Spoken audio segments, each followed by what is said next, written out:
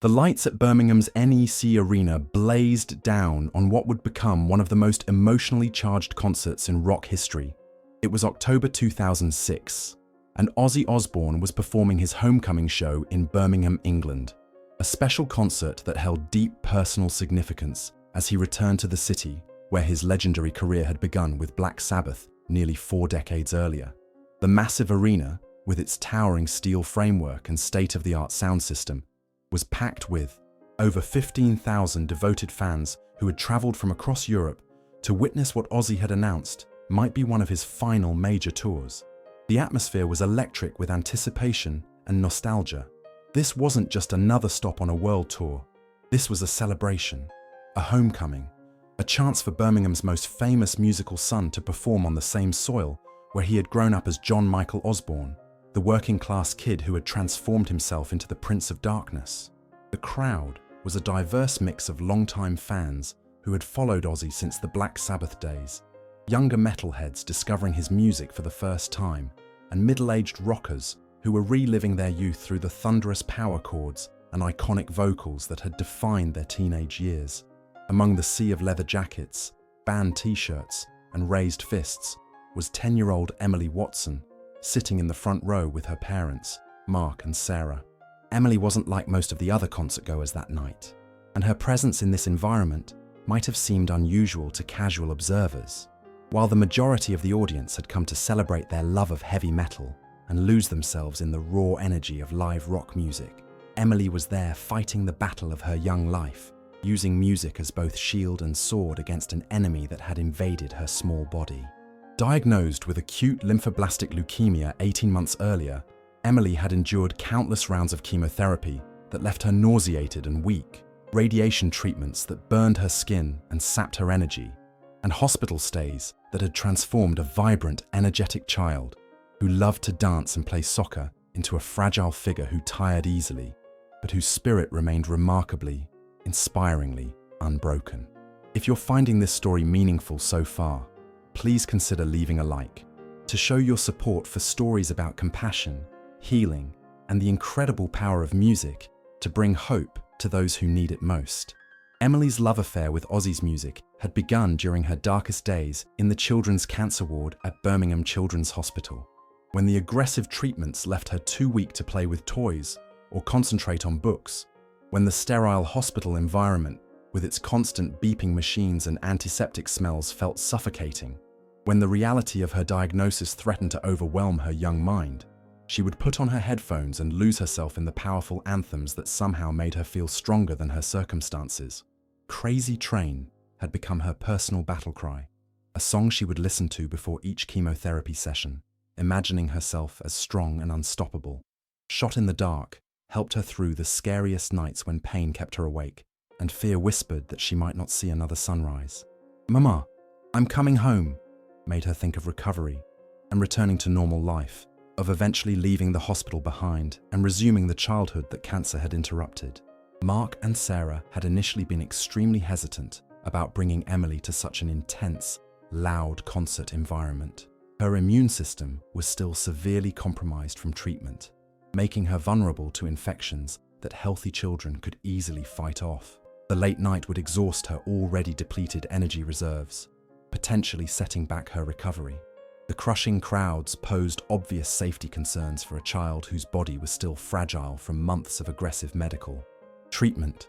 But Emily had made attending this concert her one wish, her light at the end of the tunnel during the most difficult phase of her treatment protocol. She had circled the date on her calendar, counted down the days, and talked about it constantly with nurses, doctors, and anyone who would listen.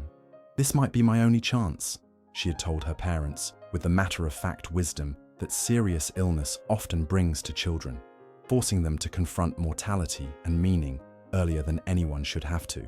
"I want to see him perform while I still can. I want to thank him for helping me feel brave when everything else made me feel scared."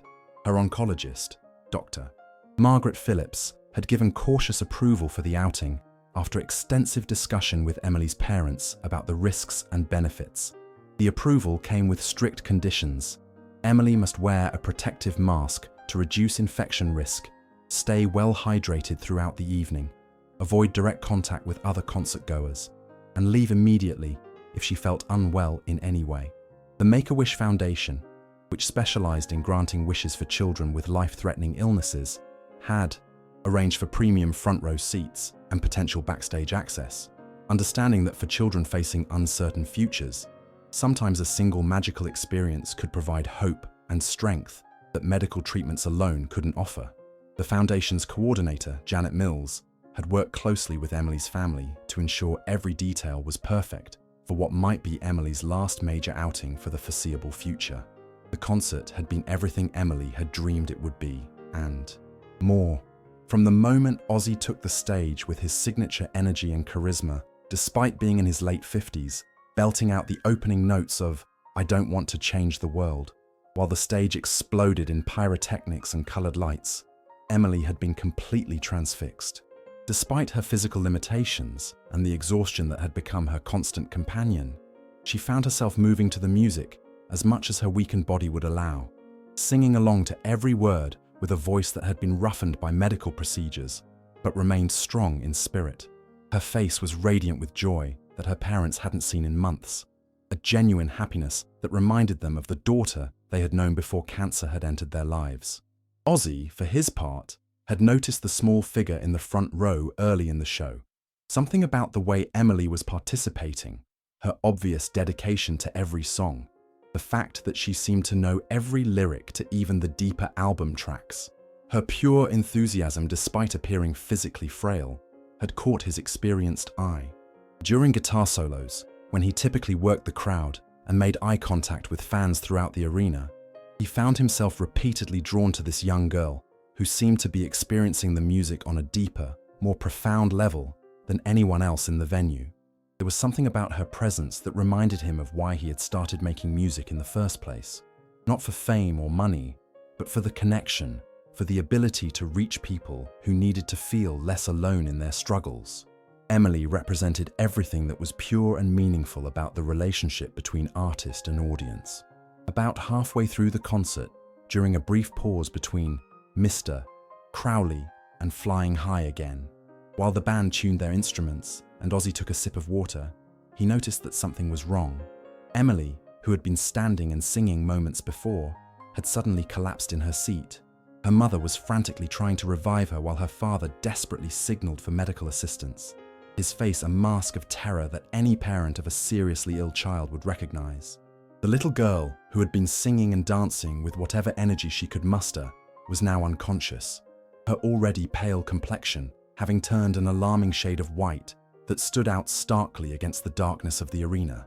Without hesitation, without consulting with his management or security team, without considering the disruption to the show or the potential legal implications, Ozzy stopped the concert completely.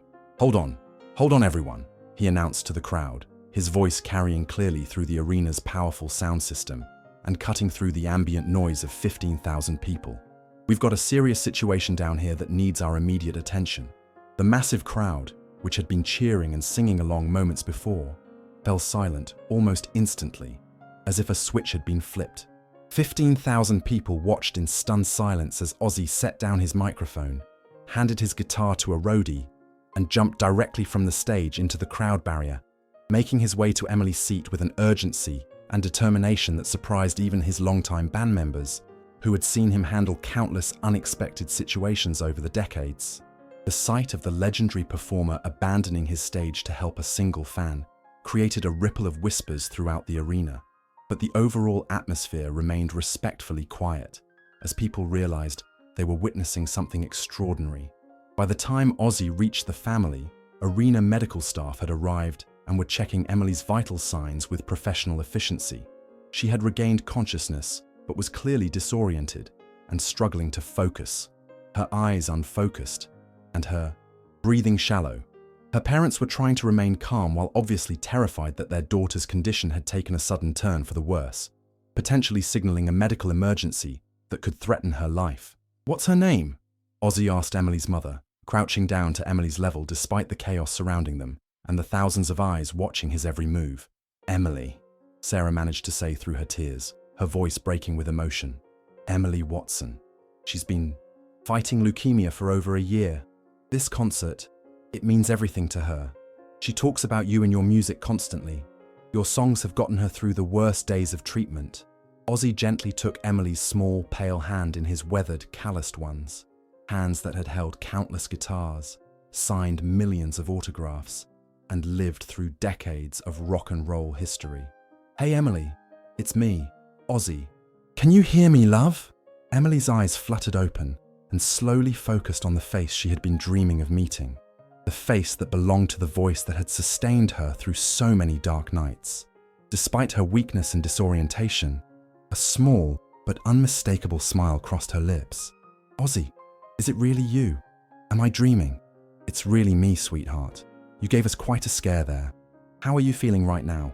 "Tired," Emily whispered, her voice barely audible above the ambient sounds of the arena. "Really tired, but happy. So happy you're here. Your music makes me feel strong when I don't feel strong anymore." The entire arena remained silent, with the massive crowd straining to witness this intimate moment between the rock legend and the sick child. Many people in the audience were recording on their phones, but the atmosphere was one of reverence rather than exploitation, as if everyone understood they were witnessing something sacred. Ozzy looked up at the medical staff, his expression serious and concerned. "What does she need? What can we do to help her?" "She's severely dehydrated and exhausted," the paramedic explained in low tones. "Her body is just overwhelmed. We should probably take her to hospital for observation and IV fluids, just to be safe." "No," Emily said weakly, but with surprising firmness, her voice carrying the determination of someone who had spent too much time in hospitals already. "Please, I don't want to go back to the hospital tonight. I want to hear you sing, 'Mama, I'm Coming Home.' That's my favorite song. It helps me think about getting better, about going home healthy." Ozzy looked at Emily's parents for guidance, then at the medical staff for reassurance, then back at Emily with an expression of profound tenderness. "Tell you what, Emily, what if I sing it just for you, right here, right now? Would that be okay? Would that help you feel better?" Emily nodded, tears streaming down her cheeks, tears of joy rather than pain, tears of disbelief that her hero was offering to perform her favorite song specifically for her. What happened next would be remembered as one of the most powerful moments in concert history, a moment that would be talked about for decades and inspire countless acts of kindness from other performers. Ozzy gestured to his band, still on stage and watching the scene unfold with their own emotions clearly visible, and called out, "Boys, let's do 'Mama, I'm Coming Home,' acoustic style." His guitarist, Zakk Wylde, quickly grabbed an acoustic guitar and began the gentle, haunting opening chords that every fan in the arena knew by heart. But instead of returning to the stage to perform from his usual position, Ozzy remained crouched beside Emily's seat, singing the emotional ballad directly to her, while maintaining steady eye contact, as if she were the only person in the entire arena. His voice, usually commanding and powerful when projected to arena-sized crowds, was now tender and intimate, filled with a warmth and compassion that transformed the familiar song into something entirely new. The lyrics about coming home, about finding peace after struggle, about the love that sustains us through difficult times, took on profound new meaning in this context. As Ozzy sang the verses about longing for home and family, about overcoming obstacles and finding one's way back to safety and love, something magical began to happen. Emily, finding strength from somewhere deep within her weakened body, began to sing along, her soft voice blending with Ozzy's powerful vocals in a harmony that seemed to touch the soul of everyone listening. Other people in the front rows, moved by the beauty and emotion of the moment, joined in softly. The singing spread like ripples on a pond, moving through entire sections of the arena, until all 15,000 people were singing together in perfect harmony, their voices rising and falling with the gentle rhythm of the acoustic guitar. The song became more than a performance. It became a prayer, a wish, a collective expression of hope for this brave little girl who had captured everyone's heart simply by fighting for her life with such grace and determination. Parents in the audience thought of their own children and what they would do in similar circumstances. Cancer survivors felt a deep personal connection to Emily's struggle. Even the toughest metalheads, people who had built their identities around rebellion and toughness, found themselves wiping away tears. When the song ended, the silence that followed was profound and sacred, filled with an emotional weight that seemed to press down on everyone present. Then, slowly, applause began. Not the usual raucous cheering of a rock concert, but the respectful, emotional applause reserved for truly transcendent moments. The kind of recognition given to performances that touch the deepest parts of the human spirit. Emily was crying now, but they were tears of joy rather than pain. Tears of gratitude for an experience that exceeded her wildest dreams. "Thank you," she whispered to Ozzy, her voice stronger now, infused with something that might have been healing itself. "That was the most beautiful thing I've ever experienced in my whole life." But Ozzy wasn't finished with his gesture of compassion. In a moment that would become iconic, he reached up and removed one of his signature cross necklaces, a piece of jewelry he'd worn for decades, through countless performances and personal struggles, through his own battles with addiction and recovery, through the deaths of friends and the challenges of fame. "This has been with me through everything," he told her, gently placing the heavy silver cross around Emily's fragile neck. "The good times, the bad times, the times when I thought I couldn't go on. I want you to have it now. Every time you touch it, remember that you're stronger than whatever you're fighting. Remember that thousands of people here tonight are pulling for you, praying for you, believing in your strength." The crowd erupted in emotional applause again, but Ozzy held up his hand for silence, indicating that he had more to say to Emily and to everyone witnessing this extraordinary moment. "Emily, I want you to make me a promise," he said, his voice carrying clearly through the arena's sound system so that everyone could hear this intimate conversation. "What kind of promise?" she asked, her eyes bright with curiosity and hope. "Promise me you'll keep fighting this disease with everything you've got. Promise me you won't give up, no matter how hard it gets, no matter how tired you feel. Promise me that the next time I'm in Birmingham, you'll be here in the front row, healthy and strong, singing along to every single song." "I promise," Emily said, her voice stronger now, infused with determination and hope. "I promise I'll fight as hard as I can." Before returning to the stage to complete the concert, Ozzy made an announcement that stunned the entire arena and would eventually make headlines around the world. "Ladies and gentlemen, tonight we've all witnessed something very special. We've seen real courage, real strength, real beauty in the face of adversity. Emily here has reminded all of us what's truly important in life. Not fame or success or material things, but love, hope, and the strength to keep fighting when life gets difficult." He paused, looking out at the sea of faces, many now streaked with tears. "This next song is dedicated to Emily and to everyone else who's fighting battles that the rest of us can't see, who wake up every day and choose to keep going despite pain and fear and uncertainty. You are all warriors, and this is your anthem." The band launched into Shot in the Dark, but the entire energy and atmosphere of the concert had transformed completely.